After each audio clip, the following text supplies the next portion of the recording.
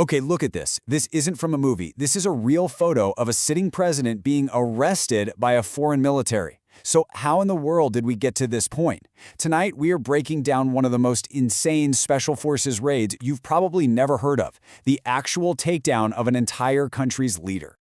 Right, let's just be crystal clear about this. We're not talking about some retired dictator they found hiding in a hole years later.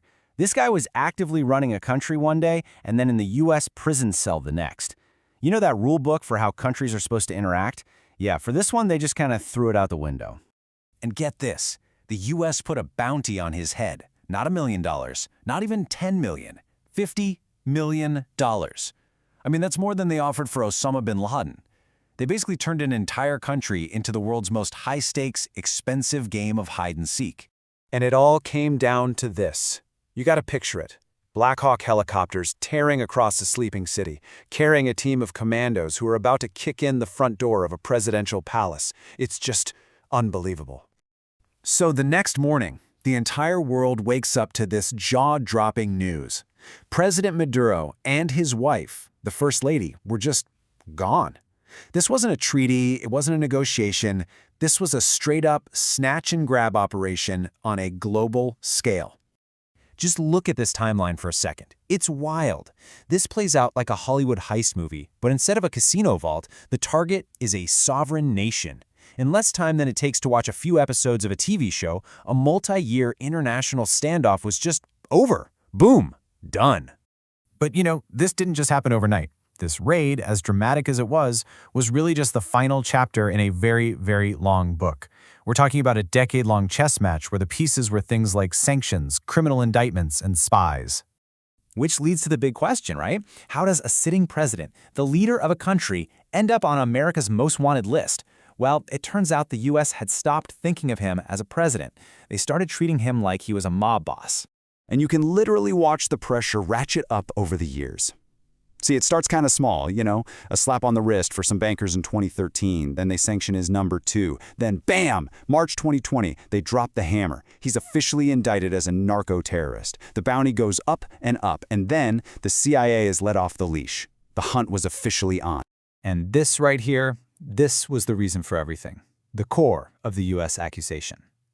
They claimed that the top generals in Venezuela, the ones with the little sun insignias on their uniforms, weren't actually running an army. They were running a drug cartel. They called it the Cartel of the Suns. I know, it sounds like something out of a bad action movie.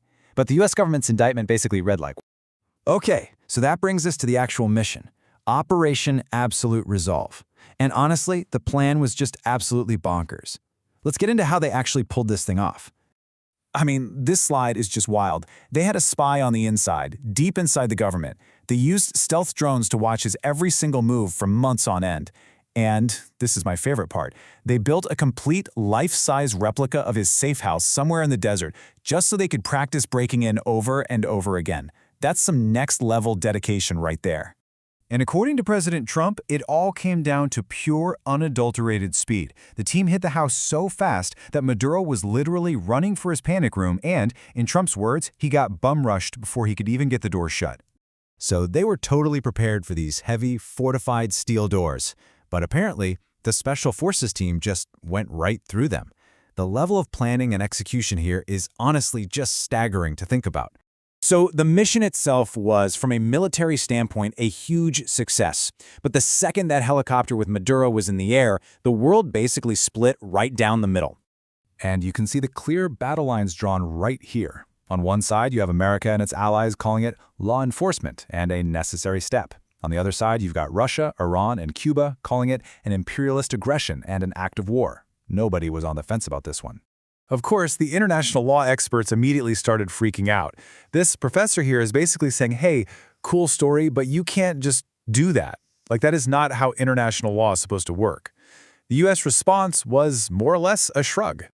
All of which left one giant, frankly terrifying question hanging over the capital city of Caracas.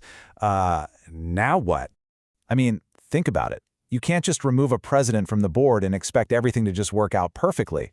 So who is actually in charge now? Because here's the real problem.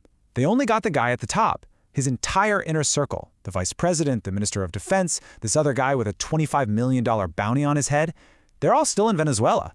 and you can bet they are probably not very happy about what just happened. And you know, let's be real here. History has shown us that America can be really good at winning the war, but has let's call it a highly mixed record at winning the peace that comes after. You just have to think about Iraq or Afghanistan. Taking out the leader, it turns out, is often the easy part. And just look at the company Maduro is in now. Manuel Noriega, Muammar Gaddafi. This isn't exactly the world's most respected leaders club, is it? This is the guys the US government decided to forcibly remove club. And as you can see, it's a very, very small and exclusive group. So, at the end of the day, that is the billion-dollar question we're all left with. Was this incredible raid the final move that actually solved a long-running crisis? Or did the US just kick over a hornet's nest the size of a country? The only thing we know for sure is that this story is far from over.